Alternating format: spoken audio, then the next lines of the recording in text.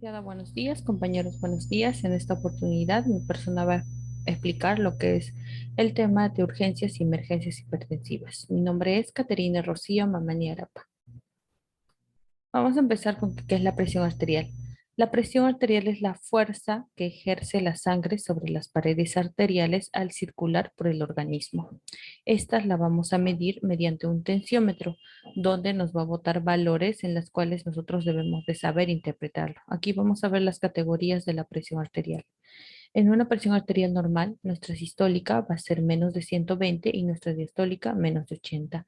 En una presión elevada, nuestra sistólica va a estar entre 120 a 129 y nuestra diastólica menos de 80.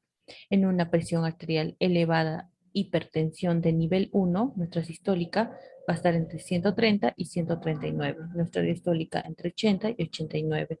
En una hipertensión de nivel 2, nuestra sistólica va a estar de 140 más y nuestra diastólica de 90 a más. En una crisis hipertensiva vamos a encontrar que la sistólica va a ser mayor a 180 y la diastólica va a ser mayor a 120. Luego vamos a ver qué es una hipertensión arterial. Este es un trastorno en el que los vasos sanguíneos tienen una tensión persistentemente alta. Ya aquí podemos encontrar de que al menos el 1% de los pacientes con hipertensión arterial van a desarrollar o van a presentar un episodio de crisis hipertensiva. Entonces, la crisis hipertensiva va a ser cuando nuestra presión arterial sistólica es mayor a 180 y nuestra diastólica mayor a 120. Estas se van a dividir en dos, en una emergencia hipertensiva perdón, en una urgencia hipertensiva y en una emergencia hipertensiva. En una urgencia hipertensiva vamos a ver de que va a ser asintomático y no va a haber daño en el órgano diana. En cambio, en una emergencia hipertensiva, pues aquí sí va a haber daño a órgano diana y también esta puede ser sintomática o asintomática. Vamos a ver aquí los órganos diana, el cerebro, vasculatura, el corazón, riñón y la renina. En el mecanismo de acción, tenemos que recordar primero de que la presión arterial va a ser igual al gasto cardíaco y esta va a estar el gasto cardíaco por lo que es la resistencia vascular periférica. Y el gasto cardíaco también tenemos que recordar que es igual al volumen sistémico de eyección por la frecuencia cardíaca. Este volumen de sistema de eyección está determinada por el inotropismo y la precarga y la poscarga. Debemos recordar de que todo lo que modifica la precarga, pues va a modificar la presión arterial. Y todo lo que modifica la poscarga va a también modificar la presión arterial. También tenemos que recordar de que la poscarga va a ser igual a la resistencia vascular periférica. Entonces, aquí nuestro paciente va a ser un paciente hipertenso. Ya, entonces a nivel del sistema nervioso central, vamos a preguntarnos lo siguiente, ¿dónde está la irregularidad, no? Entonces, en este sistema se va a suponer, ¿no? Que el paciente, ya se va a creer que el paciente va a estar normotenso o hasta hipotenso, pero lo que en realidad está ocurriendo es que ya va a haber una hiperactivación. ¿Ya? Entonces, el sistema nervioso simpático, al creer de que va a haber al creer de que esté normotenso el paciente o con hipotensión, pues lo que va a hacer es elevar la presión arterial. Entonces, al elevar esta va a liberar lo que es la noradrenalina y la adrenalina ya en el receptor beta 1. Por lo tanto, va a ser un aumento de la frecuencia cardíaca y el inotropismo. Entonces, al haber aumento de estos, va a haber aumento de la presión arterial. También aquí va a estar involucrado lo que es la médula suprarrenal. Ya, la glándula suprarrenal pues va a terminar de elevar lo que es la noradrenalina y la adrenalina para darnos más inotropismo y también más vasoconstricción. Y así va a haber aumento de la poscarga, entonces va a haber aumento de la resistencia y aumento de la presión arterial. También va a estar involucrado lo que es el sistema de renina-angiotensina. Aquí podemos ver angiotensina-aldosterona. Aquí podemos ver lo que es el glomérulo. Aquí podemos ver lo que es la arteria aferente y la arteria eferente. Y aquí el túbulo contorneado distal. ¿Qué va a ocurrir aquí? Ocurre de que va a haber una baja de sodio porque aparentemente nuestra presión arterial va a estar disminuida.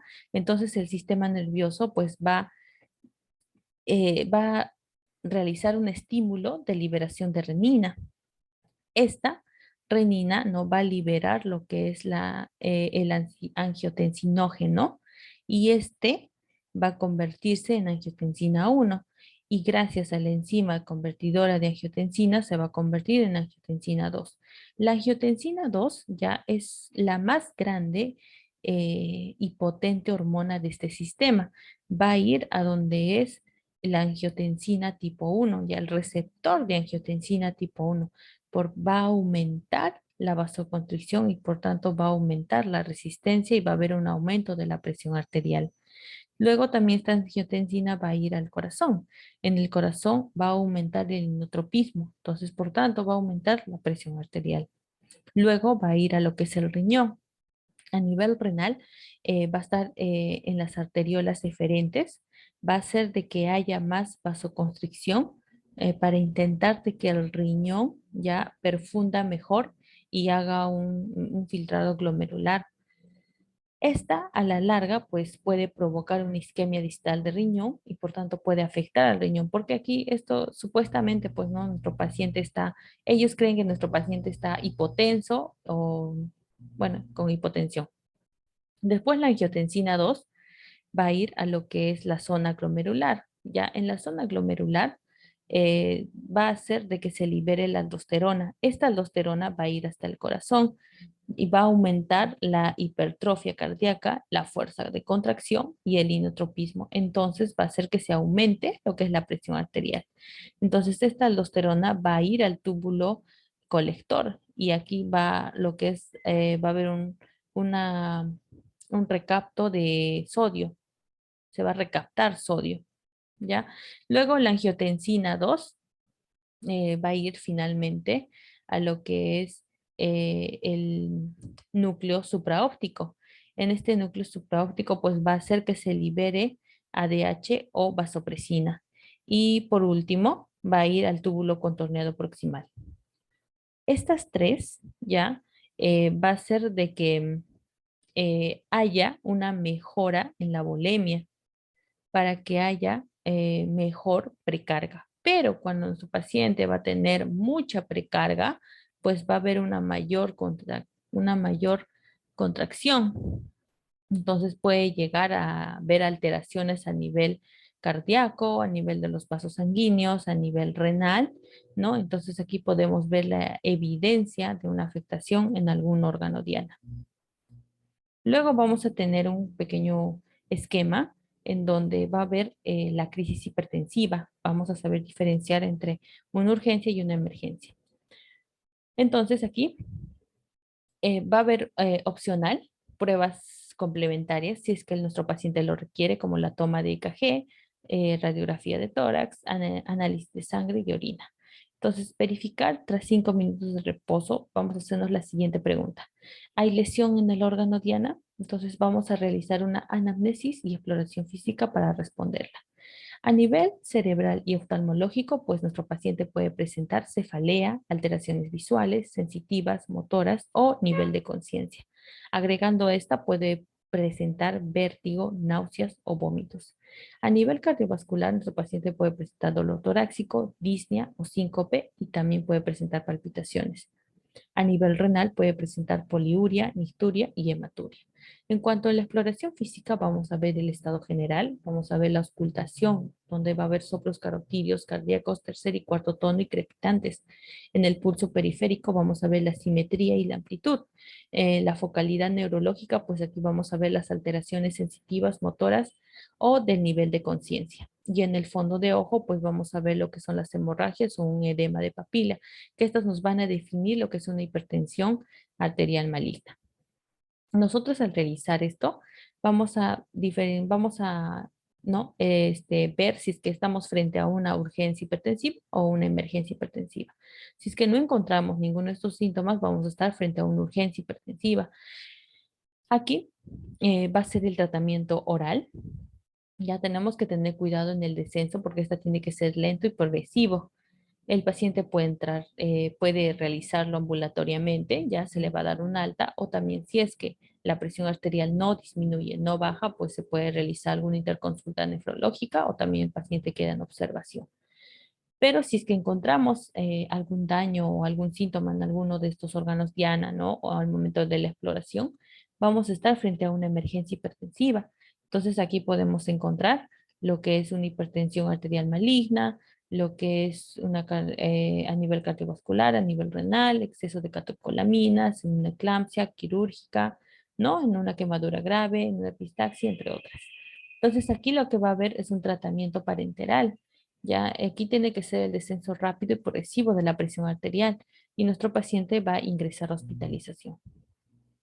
Entonces nosotros tenemos que saber el manejo de esto.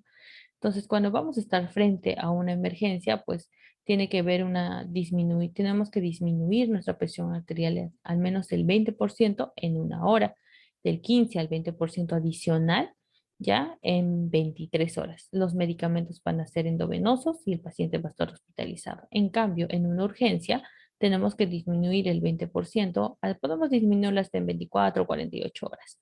Los medicamentos van a ser mediante vía oral y el paciente lo puede recibir de manera ambulatoria. Pero aquí nos dan de que tenemos que tener cuidado con los puntos. Cuando estemos frente a un síndrome aórtico agudo, ya nos dice que se busca disminuir la presión arterial sistólica, ya tiene que ser menor a 120 en 10 minutos. Y también tenemos que tener cuidado en un ACV isquémico, de que si nosotros queremos trombolizar, tenemos que disminuir nuestra presión arterial si es que esta es mayor a 185 por 110 sobre 110. Pero si es que no vamos a trombolizar y nuestra presión arterial esté sobre los 220 sobre 120, pues tenemos que bajarlo inmediatamente. La clínica de urgencias hipertensivas. En aquí vamos a encontrar que nuestro paciente puede ser asintomático o puede tener síntomas generales como cefalalgia, debilidad, náuseas o náuseas sin vómitos o astenia. Aquí tenemos que tener cuidado con la hipertensión transitoria, porque esta se puede dar gracias a un estrés emocional, a un dolor, ¿no? Aquí no debemos actuar nosotros con hipotensores, sino con ansiolíticos o sino también conversando y tratando de calmar al paciente o qué es lo que está sucediendo con el paciente. Aquí vamos a ver algunas clínicas de emergencia hipertensiva. Eh, Vamos a encontrar bastantes enfermedades que pueden asociarse a la presión arterial elevada, como una presión arterial, como una hipertensión arterial maligna con edema de papila. A nivel cerebrovascular podemos encontrar en una encefalopatía hipertensiva, en un ACV isquémico hemorrágico, en una hemorragia subaracnoidea. A nivel cardiovascular podemos encontrar en una disección aórtica aguda, en una insuficiencia ventricular izquierda, ¿no? En un infarto agudo de miocardio, en un edema agudo de pulmón. A nivel renal podemos encontrarlo en una crisis renal de colagenosis vasculares. También podemos encontrar en un exceso de catecolaminas circulantes, como en un crisis de feocromocitomas. También podemos encontrarnos frente a una eclampsia.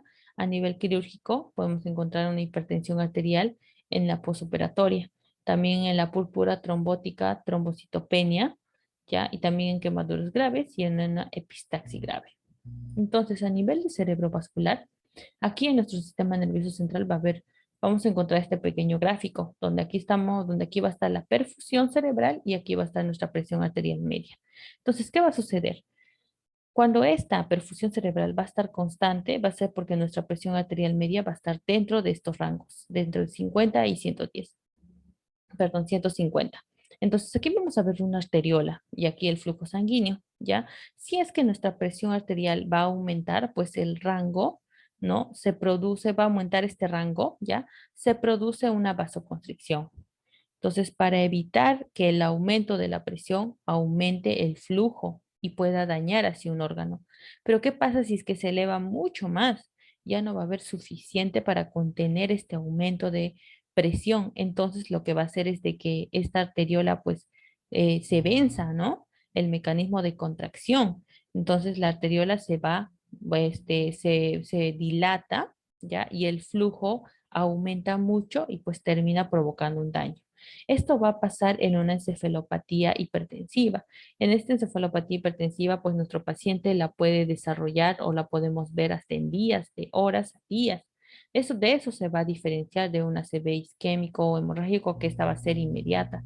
Entonces, nuestro paciente con una encefalopatía hipertensiva pues puede tener cefalea, náuseas, vómitos, inquietudes, confusiones, más adelante llegando a tener un deterioro neurológico agudo, subagudo, también una disminución del nivel de conciencia, que esta nos puede llevar a convulsiones, coma, si es que no se trata.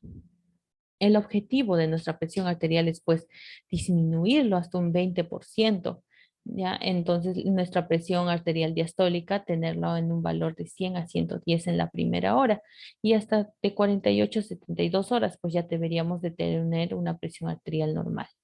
Aquí vamos a utilizar vasodilatadores o la betalol.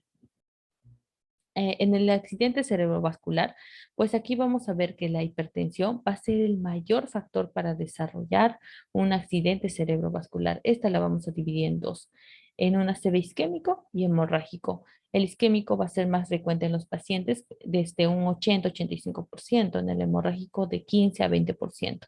Entonces, para que nosotros podamos trombolizar, si es que se requiere, pues tenemos que primero instaurar tratamiento hipotensor porque nuestra presión arterial tiene que ser menor a 185 sobre 110 milímetros de mercurio. Si es que no vamos a trombolizar, debemos disminuir esta presión arterial hasta en un 25% en una hora. Pero, ¿qué pasa si es que nuestra presión arterial es mayor de 220 sobre 120? Entonces, lo que tenemos que hacer es disminuirla inmediatamente. En un ACV hemorrágico, pues el aumento de la presión arterial puede aumentar lo que es el sangrado y así pues no, va a haber una reducción excesiva, ya esta reducción excesiva pues nos puede provocar una isquemia. Solo se debe realizarse si es que nuestra presión arterial sistólica va a ser mayor a 180, pero también esta se tiene que mantener entre 140 y 180. También tenemos que tener cuidado cuando estemos frente a una hemorragia subaracnoidea. En ausencia de la monitorización de la presión intracraneal, no se debe administrar hipotensor a menos de que nuestra presión arterial esté súper elevada, por la cual vamos a utilizar la primera línea de tratamiento que tenemos en la betalol. Evitar los vasodilatadores para que porque puede aumentar lo que es una presión intracraneal. Entonces, como segunda línea tenemos el nitroprusiato de sodio, pero aquí tenemos que tener mucho cuidado si estamos frente a una hemorragia subaracnoidea. A nivel cardiovascular, vamos a encontrarnos frente a una insuficiencia cardíaca congestiva, que esta se va a manifestar por un edema agudo de pulmón. Se va a normalizar, ya el objetivo es normalizar nuestra presión arterial entre 15 a 30 minutos. Hipertensión arterial en pacientes con fallo ventricular izquierdo se debe tratar con nitratos o diuréticos de asa. Los vasoconstrictores e inotrópicos negativos debe evitarse. El edema agudo de pulmón, ya cuando va a estar relacionado a una crisis hipertensiva, se debe descartar lo que es una estenosis de las arterias renales. Cuando estemos frente a una cardiopatía isquémica, pues tenemos que reducir gradualmente hasta que nuestra diastólica esté en 100 para no disminuir el flujo coronario. Se recomienda el uso de nitroglicerina o la betalol. En una disección aórtica aguda, nuestra sistólica tiene que estar entre 100 y 120. Aquí nuestro paciente pues, puede manifestar dolor lacinante o isquemia arterial aguda en miembros inferiores. Aquí el tratamiento nos dice que primero va a ser los betabloqueadores por vía endovenosa, como el betalol, junto con vasodilatadores como el nitroprusiato. Pero nosotros tenemos que tener cuidado al administrar aquí el nitroprusiato porque nos dice de que no emplear nitroprusiato sin antes aplicar previamente algún beta bloqueante. Luego tenemos a nivel renal. Aquí vamos a encontrar lo que es una hipertensión arterial elevada maligna, ¿no? Nuestro paciente puede tener una rinopatía de grado 3, que aquí vamos a encontrar un exudado o hemorragias. En grado 4, pues vamos a ver un edema de papila que aquí nos va a evidenciar una hipertensión arterial maligna. También, si es que nuestro paciente va a tener algún deterioro de la función renal. Aquí el objetivo de nuestra diastólica pues va a ser de que entre las 2 y 6 horas tiene que estar entre los 100 a 105 milímetros de mercurio. Disminuir, no superar una disminución mayor del 25% de la presión arterial. El tratamiento electivo pues va a ser el nitroprusiato. ¿ya? Y el tratamiento, y otro tratamiento, pues podemos alterno, ¿no? El abetalol. Aquí vamos a encontrar luego, podemos encontrar también una preeclampsia. Esta va a ser una hipertensión arterial grave en el embarazo. Ya si se acompaña de convulsiones, ya la vamos a llamar una eclampsia. La recomendación es el uso del abetalol por vía endovenosa, seguido de nitroglicerina. Los inhibidores de eje renina, angiotensina, aldosterona, pues están contraindicados en el embarazo. Luego tenemos el exceso de catecolaminas circulantes. Aquí vamos a ver cuando estemos frente a feocromocitoma, que esta va a ser un tumor, ya que suele comenzar en las células de las glándulas suprarrenales. Nuestro paciente puede tener hipertensión arterial, cefalea, sudoración o palpitaciones. También si es que vamos a estar frente a un síndrome de disfunción autonómica, el Guillain-Barré. Frente a drogas simpático-miméticos, podemos encontrar cocaína, anfetaminas, ¿ya? Frente a la combinación de inhibidores de monoamioxidasa con alimentos que contengan tiamina, como queso fermentado, vinos y cerveza. Ya aquí la hipertensión arterial se va a tratar de la siguiente manera, con alfa bloqueantes. Luego, cuando vamos a estar frente a una retirada de tratamiento hipotensor, aquí en el tratamiento de fármacos bloqueantes adrenérgicos de corta acción como la clonidina, el propanolol, ¿ya? Pero es que se puede producir una hipertensión alta grave, ¿no? E isquemia coronaria por aumento de estos receptores. Entonces, ¿cómo se controla? Mediante la readministración del fármaco o si es que es necesario ya el uso de la betalol o nitroprusiato. Luego vamos a seguir con el tratamiento de la crisis hipertensiva. En este tratamiento de crisis hipertensiva vamos a estar frente a una urgencia, ¿ya? El objetivo va a ser de que nuestra presión arterial tiene que estar entre 160 menor a 160 sobre 100. Esta puede ser en horas hasta en días con antihipertensivos orales. Otro factor es de que nosotros debemos de corregir los factores que van a desencadenar posiblemente esta hipertensión, como la ingesta excesiva de sal, la toma de tóxicos, fármacos que produzcan hipertensión arterial. Y también evitar la administración sublingual, como especialmente en el captopril o nifedipino, porque podemos hacer riesgo de que se produzca una hipotensión brusca.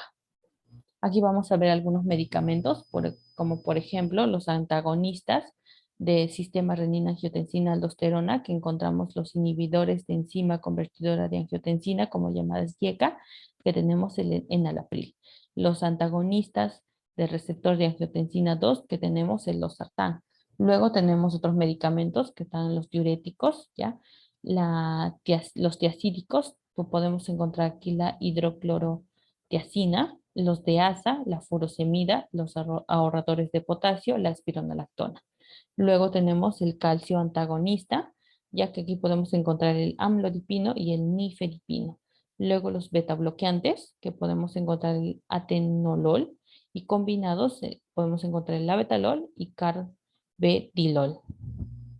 Entonces, también podemos encontrar otros, como en acción central, el alfa-metildopa y dilatadores hidralacina y nitroprusiato.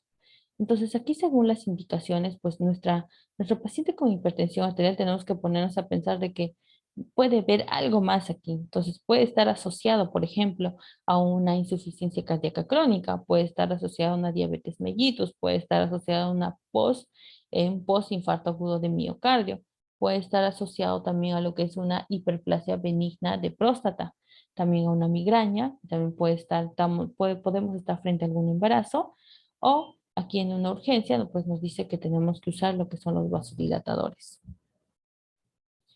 Entonces aquí tenemos el tratamiento. Antes de eso debemos de considerar monitorear en una hipertensión arterial de grado 1, ¿ya? De que va a haber un bajo riesgo, sí, pero que nuestra presión arterial tiene que ser menor a 150. También tenemos que tener cuidado en pacientes ancianos que tengan mayor edad de 80 años. Entonces vamos a iniciar con una terapia inicial de combinación doble, ya una IECA o una ARA, más un calcio antagonista o diurético. Ya en un segundo paso, una combinación triple, puede ser un IECA, ARA 2, más un calcio antagonista o diurético. Y por último, si es que la presión arterial no está disminuyendo, pues se va a ir a un paso 3. donde aquí ya va a haber una combinación triple, ya, si es que aquí nuestra hipertensión va a ser resistente. Entonces, añadir espironolactona de 25 a 50 miligramos al día u diurético alfa beta bloqueante. Ya, entonces aquí nos dice que los beta bloqueantes, pues se pueden administrar en cualquier fase del tratamiento, siempre y cuando haya una indicación. Por ejemplo, en una insuficiencia cardíaca crónica, en una angina, en un postinfarto agudo de miocardio, en una fibrilación auricular o en una gestante. Si es que sigue sin disminuir, pues como ya les dije en el esquema de que debemos de considerar, ¿no? Derivar a algún centro especializado. Aquí tenemos en las emergencias hipertensivas el tratamiento. Aquí va a haber este es un pequeño resumen de todo lo que anteriormente les dije. Entonces, aquí la hipertensión arterial maligna con o sin insuficiencia renal aguda, el objetivo va a ser de que tenemos que disminuir la presión arterial media hasta en un 20 a 25% con un tratamiento de primera línea de la betalol, ya, y un tratamiento alternativo como el nitroprusiato. Luego tenemos cuando vamos a estar frente a una encefalopatía hipertensiva. Aquí va a ser el objetivo de reducir inmediatamente la presión arterial media en un 20 a 25%. De primera línea, pues el tratamiento va a ser el abetalol y alternativo nitroprusiato. Luego podemos estar frente a un evento coronario agudo. Entonces aquí va a ser la reducción inmediata de la presión arterial sistólica, que tiene que ser menor a 140. Entonces nuestra primera línea de administración pues va a ser la nitroglicerina o el abetalol y la alternativa urapidil. Luego podemos estar frente a un edema agudo de pulmón cardiogénico. Aquí el objetivo va a ser pues la reducción inmediata de la presión arterial sistólica, que tiene que ser a 140, ¿no? Entonces aquí nuestro tratamiento de primera línea pues puede ser lo que es la nitroglicerina o nitroprusiato y contraindicado la urapidil. Luego podemos estar frente a una disección aórtica. Aquí, pues, el objetivo va a ser la reducción inmediata de la presión arterial sistólica, que tiene que ser menor a 120, y nuestra frecuencia cardíaca, que tiene que ser menor a 60. Aquí nuestro primer tratamiento, nuestra primera línea va a ser la nitroglicerina, ¿ya? Y opcional el abetalol. Si estamos frente a una eclampsia o preeclampsia, ya, el objetivo tiene que ser reducir inmediatamente la presión sistólica menor a 160 y la diastólica menor a 105. Nuestra primera línea de tratamiento va a ser el abetalol y un tratamiento alternativo pues hay que considerar el parto. Aquí tenemos algunos fármacos y características ¿no? de tratamiento de emergencias hipertensivas. Aquí, como por ejemplo, conocemos al abetalol, la nitroglicerina y el nitroprusiato, que son los que más vamos a usar. Entonces, en el abetalol, su inicio de acción pues, va a ser de 5 a 10 minutos. Ya la dosis de 20 a 80 endovenoso, estos de 5 a 10 minutos. En una infusión, pues va a ser de 0,5 a 2. Va a estar contraindicada en un bloqueo ventricular de segundo y tercer grado, en una insuficiencia cardíaca sistémica, en un asma o en una bradicardia. Esto como consecuencia, pues al administrar podemos desarrollar un broncoconstricción o una bradicardia fetal. En cuanto a la nitroglicerina, el inicio de acción pues va a ser de 1 a 5 minutos, la dosis de 5 a 100 por medio endovenoso. Esta se puede aumentar 5 cada 5 minutos. Entonces aquí los efectos adversos pues podemos encontrar cefalea, taquicardia o refleja. Luego tenemos el nitroprusiato. Entonces esta va a tener un inicio de acción inmediata. La dosis va a ser de 0,25 a 10, ya mediante una infusión endovenosa. Esta tenemos que aumentar de 0,55 cada 5 minutos. La contraindicación pues va a ser en una insuficiencia hepática o renal. Los efectos adversos que podemos encontrar es una intoxicación por cianuro. Entonces nosotros también tenemos que tener cuidado, ¿no? Cuando estemos frente a nuestro paciente. Al realizar nuestros cuidados de enfermería, tenemos que realizar las siguientes valoraciones. Valoración a nivel neurológica, si es que hay presencia de cefalea, náuseas, vómitos, alteraciones visuales, confusiones, convulsiones, ¿no? Déficit neuronal focalizado. A nivel cardiovascular, pues una hipertensión puede desencadenar una angina de pecho o una disnea o disección aórtica. A nivel Ya en una valoración del sistema renal, pues podemos encontrar una astenia, edema maleolar, oliguria, poliuria o hematuria. Entonces, si es que vamos a estar frente a un examen físico, esta depende del órgano afectado, ¿no? Entonces, nuestra presión arterial diastólica también tiene que estar entre 120 a 140 o más, o no puede estar más. Luego tenemos, podemos ver una retinopatía con emergencia, podemos ver un exudado o un papiledema. Entonces, como enfermeros, lo que vamos a hacer es la toma correcta de la presión arterial, registrarlo en la historia clínica, realizar indicaciones médicas, mantener al paciente en reposo absoluto en una posición semifowler estrictamente, aplicar oxígeno si es que lo requiere, toma de presión arterial cada 15 minutos durante la primera hora. Posterior a eso va a ser por cada 30, luego cada hora, cada 2 horas y al final cada 4 horas. Colocar una vía periférica, realizar una monitorización cardíaca continua, ya tomar un EKG si es que se requiere, la toma de muestras sanguíneas si es que se requiere, la aplicación de medicamentos inotrópicos, perdón, la indicación de la aplicación de fármacos indicados, ¿ya? Y también, por último, el más importante, el registro de enfermería. Aquí tenemos un aporte científico, donde el tema va a ser una crisis hipertensiva, que esta va a estar que va a tener características clínicas de pacientes con urgencia, emergencia y pseudo crisis hipertensiva en los servicios de urgencia pública en 2020. Esta con el objetivo de evaluar pacientes con crisis hipertensivas clasificados en urgencias, emergencias, crisis y pseudo crisis e identificar las variables asociadas.